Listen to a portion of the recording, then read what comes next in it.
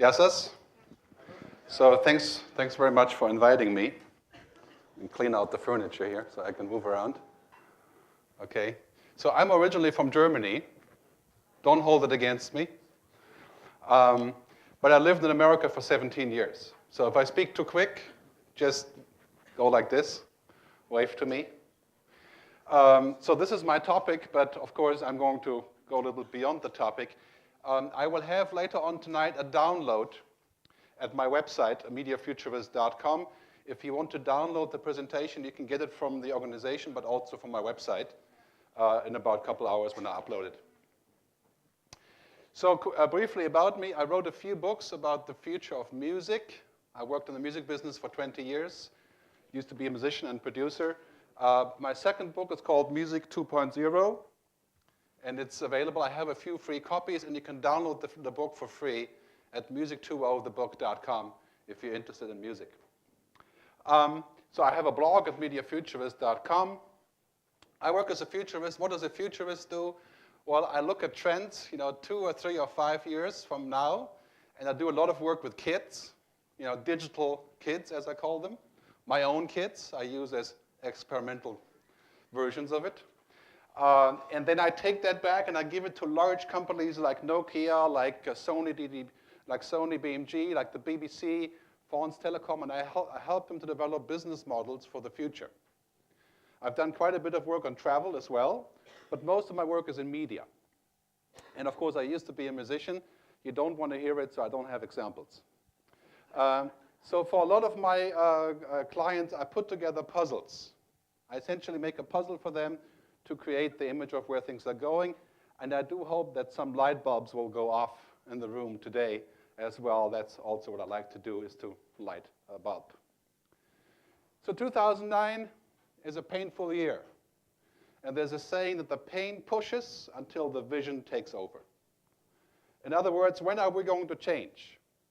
When do we change is basically when we get too much of one thing and it's just not working, like a divorce, we change. Just can't help it.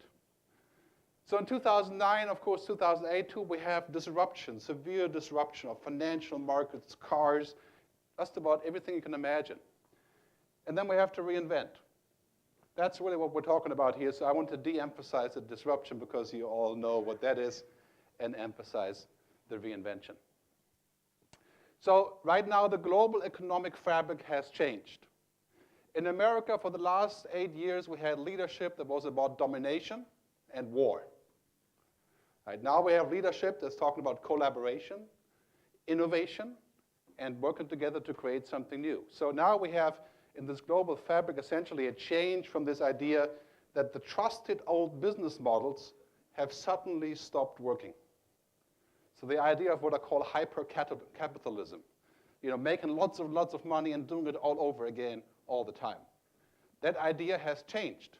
Now people are saying, well, if we want to make money in the future, we have to collaborate. We have to actually create new models together. It can't be one company, one country, one currency like the dollar. Right? That is no longer possible. So dominance is less feasible, and collaboration emerges as the winning formula. And I can tell you one thing from my own work, collaboration is difficult. It's much easier to dominate. Right? Large companies just move forward and they tell us what to do. MTV told us what to watch. Who are the future stars? YouTube doesn't tell us. The users of YouTube tell us. That's a lot harder. It's a lot more work. Dominance is easier. But yet, open systems are starting to win everywhere. Firefox, the browser, people use Firefox here, I hope. 20% market share. It's free. It's collaborative. Nokia has launched a free operating system called Symbian for mobile phones.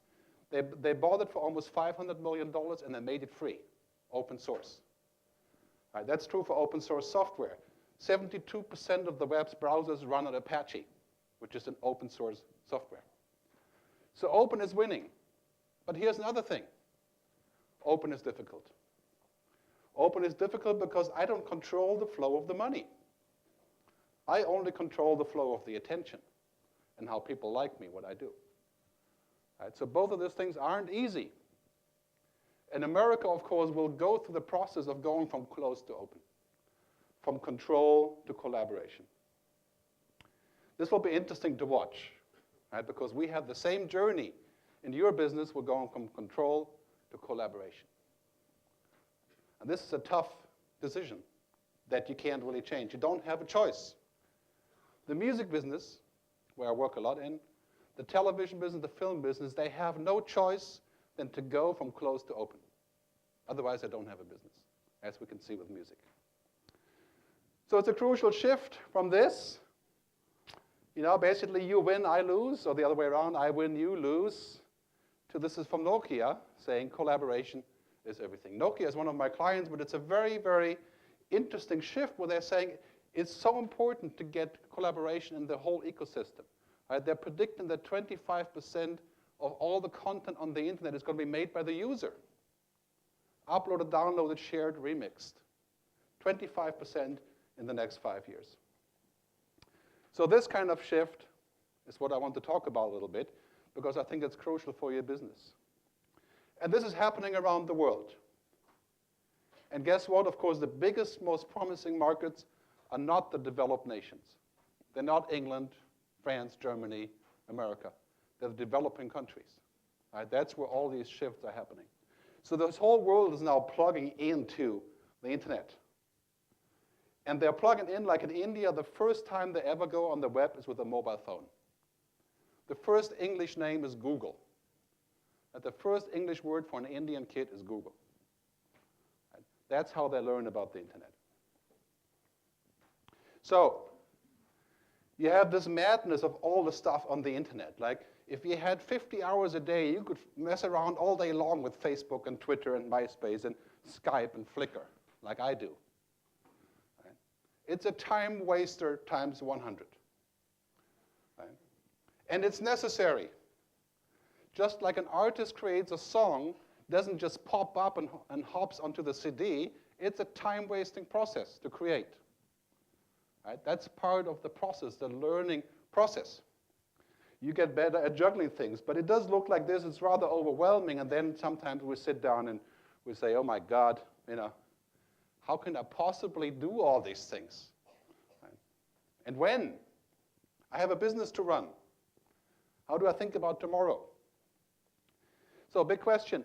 Now, however, we have to understand we are entering a different culture now. This is not about technology. It's about what I call broadband culture.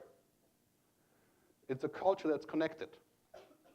You and some of your kids know what that means. To be connected is completely different than to be disconnected. A disconnected business is an old business that is not going to work in the future. There's no money in the disconnected business. There's a little money left, but not much. How do we go forward? Well, you see people doing this, you know, going from the passiveness of television, which in America, for example, 8.2 hours a day. Talk about a time waster, right? 8 hours of television a day is shifting over to where people are now saying, well, we just read and listen and watch, as the movie says, I like to watch. But now we're actually moving over and saying we'd like to actually contribute. You know, write blogs, upload images, share stuff online. How many of you are sharing things online, like Flickr or YouTube videos? Anybody? Okay, so that's already quite good. Right, 5 years ago, everybody said, what's sharing? How do I share? Right? Today, it's built into the process. And that is where the new money is. We're essentially looking at a situation to where sharing is becoming a huge phenomenon. Now, there's a study in the US saying that 81% of the population say they have a book inside. Right? All of a sudden, people are saying, I could write a book. And why is that? Because they're blogging. Right? Of course, it's an illusion. We know that not everybody can write a book. But 81% say they could. 27% said they would write fiction. Think about that. I mean, if anybody would have said 20 years ago, how many people want to write a book, then you would have come up with 1 or 2%. People feel empowered by the web. This is crucial. TripAdvisor. Limassol brings me 1,759 reviews. Who in the world has the time for this? right? Who's doing this? Who's writing 1,759 reviews of Limassol hotels? Right? What fool would do this? Who would get engaged with Wikipedia, waste their time on this? There's 5,000 people who write full-time reviews on Amazon. Full-time. They don't get paid. They write reviews. Why do people do this? Well, now it's become something where people are saying no more than 20 million traveler reviews on TripAdvisor. It's a word of mouth and mouse, the click, and the user-derived content that is driving most things. Most marketing is now happening through this, not through TripAdvisor, but through word of mouse and mouth, right? Online connections and the stuff that the users make. Here's a great slide from trendwatching.com. It was a great site, by the way, if you're into trends. Participation is the new consumption. As people participate, they consume. In fact, now people will pay to participate, but not pay to consume. People don't pay online for the music, but they download and remix it and upload to a site where they have to pay to be a member. Right? Can you imagine that? 2% of the American population that is online has said, or not 51% of the American population that's online has said they would actually pay $2 a month for Google. $2 a month for Google. Half of the online population has said they would pay, willing to pay. What does Google do? Search your content. Right? Google sits on top of everyone and doesn't create anything. Right? Yet they get the money, but the music guys don't. That's a bit of a paradox, right? You could say that's disruption. Google has made free what used to cost money. Email, documents, schedules, calendar, software, applications, right? Gtalk, phone calls, video calls, free. How does Google do it? They suck you in and you get glued into Google, and then they turn you into money. They turn you into money after you're sucked in, not before. All right, that is the trick of Google. If you want to read a great book on Google, there's a new one called What Would Google Do? By Jeff Jarvis. It's not mine, but Jeff is a great writer. What Would Google Do is a great book. So if we look backwards, so this is how we use the market. We scream at people and we say, buy. Now you can buy. iTunes, buy the song. We scream to buy, but the future is this. We attract people into what we do, and then we turn them into money. The first thing we do is we get their attention, and we attract them, and then we get the money. Think about what that means for you. What's more important, getting the money right away, or turn them into fans that follow you so you can turn the money into it later? Lisa Seward from Maud says, you used to have a budget to buy the audience. Now you have it to invent ideas to attract the audience. Don't spend your money on marketing. Spend your money on powerful ideas around your product. Engage the people that will come in to give you money. Turn them into active members of this. Now, I know what you're saying is a good idea, but how? Right? I'll give you some ideas. The future of marketing is basically like this. The idea of interrupting to sell something is going to die. Interruption, for example, advertising on the internet, you go to a web page, it brings up a big banner, and nobody's watching. Television, people are skipping the commercials. Road signs, people are not looking. Right? It's just not working. Interruption to sell isn't going to work. Owning the customer. I hear this all the time, we want to own the customer. Well, you can't own the customer. This is not 1955. Right? The customer owns you.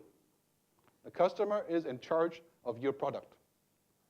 Nike has had the biggest success with a campaign that was invented by the user. The user said, how about my shoe, my running shoe, could talk to the internet to tell other people how much I've been running. Right? So Nike made a shoe that has a chip, connects to my iPod while I'm running. The iPod sends the data to the internet when I connect. 16 million people doing this. Nike sales up 40%. Right? Put the money into the product. You can't own the customer. Right? The next thing, of course, is that if you're looking at sort of the centralized idea, like you have to come to CNN.com to see the news, right? That is going away. 60% of YouTube traffic is done through other people's websites. People take the video, put it on my blog, on my homepage. That's where I watch it. It's decentralized. So we're seeing these trends, basically.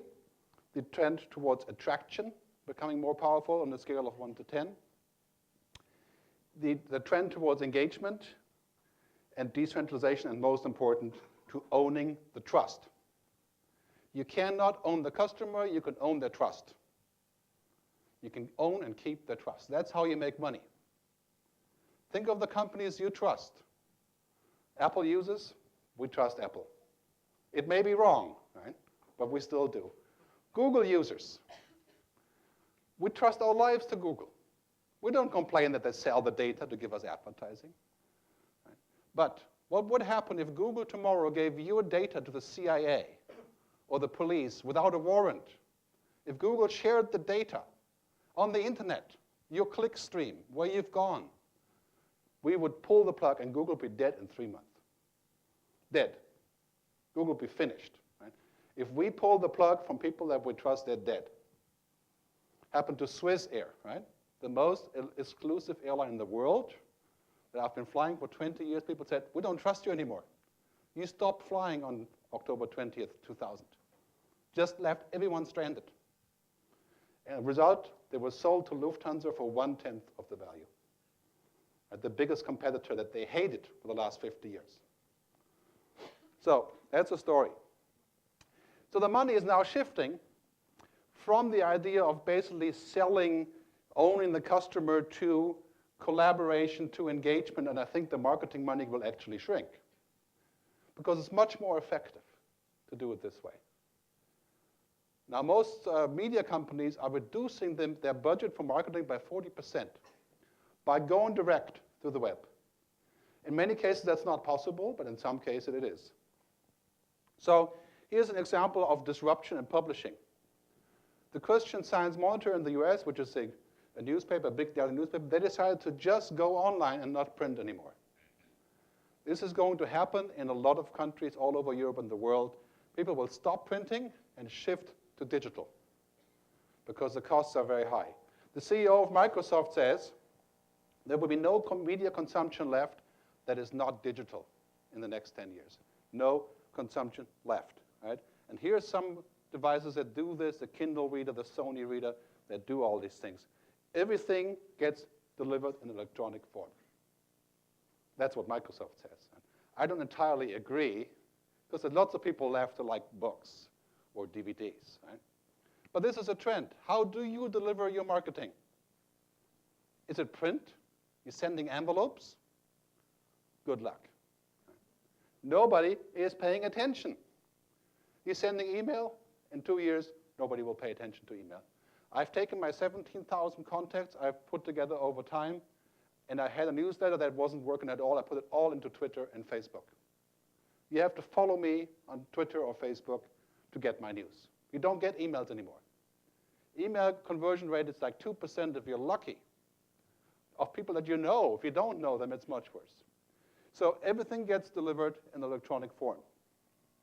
But here's the good news.